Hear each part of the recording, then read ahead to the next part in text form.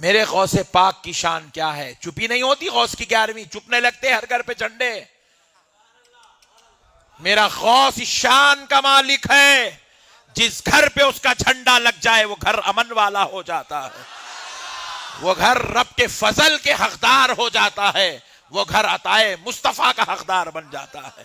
چھپ نہیں لگتا دوستو جھنڈا غوث کا. میرا غوث اس شان کا مالک ہے.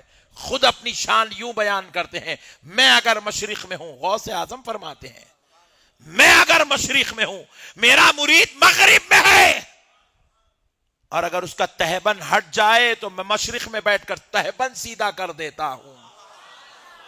تہبند سیدھا کرنا کیا مطلب ہے میرے بھائی؟ جب نیند کی حال میں مرید اگر سو رہا ہو، سوتے وقت کسی کو کوئی کچھ یاد رہتا ہے؟ سوتا ہوا وہ تو غفلت میں پڑا ہوا ہے، مگر غوث پاک کہتے ہیں میں غافل نہیں ہوں. مرید بے خبر ہوگا مگر میں غوث اپنے ہر مرید سے باخبر ہوں. یہاں تک کہ اس کے حال و کیفیت تو دور کی بات ہے، اگر اس کی تہبند بھی ہٹ جاتی ہے تو اس سے بھی باخبر ہوں، اور چھوڑ نہیں دیتا ہوں، تہبند بھی سیدھی کر دیتا ہوں، اس کا ہر مسئلہ حل کر دیتا ہوں. اسی لیے تو غوث پاک نے فرمایا مریدی لا تخف اللہ ربی، میرے مرید نہ گھبرا، اللہ میرے ساتھ ہے، میں میرے رب سے کہہ کر تیرا مسئلہ حل کرا دوں گا، پریشان مت ہو. اسی لیے دنیا پکارتی ہے المدد یا غوث اعظم.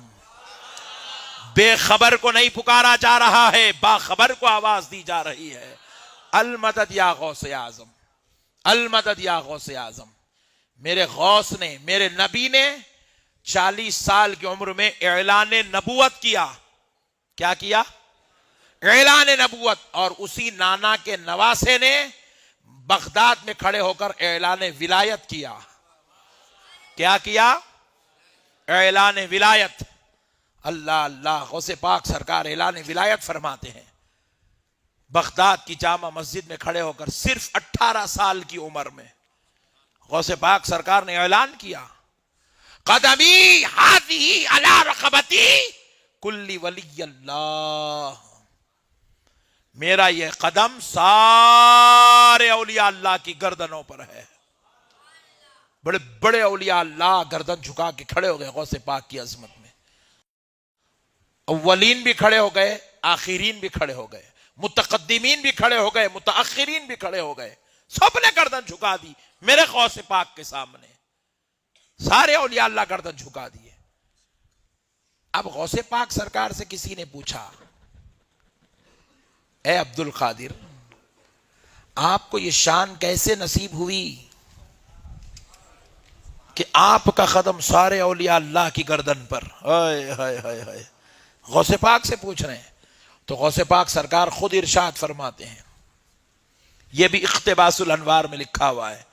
غوث پاک سرکار، ہر سنی کے گھر میں ہونا چاہیے یہ کتاب اقتباس الانوار. حالانکہ کتاب غوث پاک کی عظمت میں نہیں ہے، یہ کتاب چشتیہ سلسلے کے بزرگوں کی عظمت میں لکھی ہوئی ہے، مگر کیونکہ غوث پاک سارے ولیوں کے سردار ہیں اس لیے اس کتاب کا آغاز سرکار غوث پاک سے کیا گیا ہے. غوث پاک کے حالات زندگی لکھے گئے اس کے اندر. تو غوث پاک سے کسی نے پوچھا اللہ نے آپ کو یہ شان دی تو اس کی وجہ کیا ہے؟ تو اب غوث پاک ارشاد فرماتے ہیں، سنو قادریو، 11ویں کرنے والو، جھنڈا چڑھانے والو، اپنے آقا کی شان سنو. غوث پاک ارشاد فرماتے ہیں، جب میرے نانا حضور سید عالم صلی اللہ علیہ وسلم کو معراج کے لیے لے جانے کے لیے جنت سے براق لائی گئی، حضرت جبریل علیہ السلام نے صدر شق کیا، شق صدر کیا، سینہ آقا علیہ السلام کا کھولا گیا، قلب اطہر کو نکال کر دھویا گیا، پھر سے قلب اطہر لگایا گیا، سینہ پھر سے جو ہے بند کیا گیا. اس کے بعد آقا علیہ السلام کے لیے براق لائی گئی جنت سے. تو وہ جو براق تھی اس کی ہائٹ جو ہے گھوڑے کی ہائٹ کے برابر تھی، ہے نا، گھوڑے کی ہائٹ کے برابر.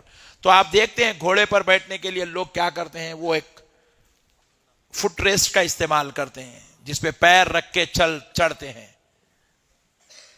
ہاں، یا نہیں تو پھر ایک چبوترے کے قریب اس کو کھڑا کر کے ایک ٹیبل وغیرہ چبوترا پیر رکھ کے اس کے اوپر چڑھ کے بیٹھتے ہیں. تو اب رسول پاک علیہ الصلوۃ والسلام کھڑے ہیں تو براق آقا علیہ الصلوۃ والسلام کے سر اقدس کے برابر ہے. تب حضور چڑھنا چاہتے ہیں براق پر بیٹھنے کے لیے. تو آقا علیہ السلام نے یوں نیچے دیکھا کہ پیر کہاں رکھوں. غوث پاک فرماتے ہیں میرے رب نے مجھے حکم دیا, میری روح کو حکم دیا, اے روح عبد القادر حاضر ہو جا, میرا مصطفیٰ قدم رکھنا چاہتا ہے.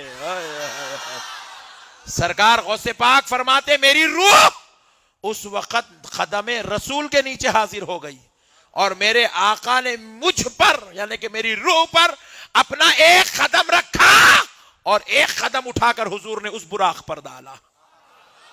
اسی لیے غوث پاک فرماتے ہیں کہ جب میں پیدا ہوا تو وہ قدم رسول میری پشت پر ویسا کا ویسا موجود ہے. اللہ اللہ, پشتے غوث اعظم کندھے پر, یہاں پر غوث اعظم کے یہاں پر رسول اللہ کے قدم مبارک کا نشان تھا. تا حیات رہا, جیسے جیسے غوث پاک کی عمر شریف بڑھتی گئی وہ قدم مبارک بھی بڑھتا گیا, اور ایک حد تک جتنا قدم رسول ہوتا ہے اس حد تک بڑھنے کے بعد وہ رک گیا. بس ویسی رہا پوری زندگی.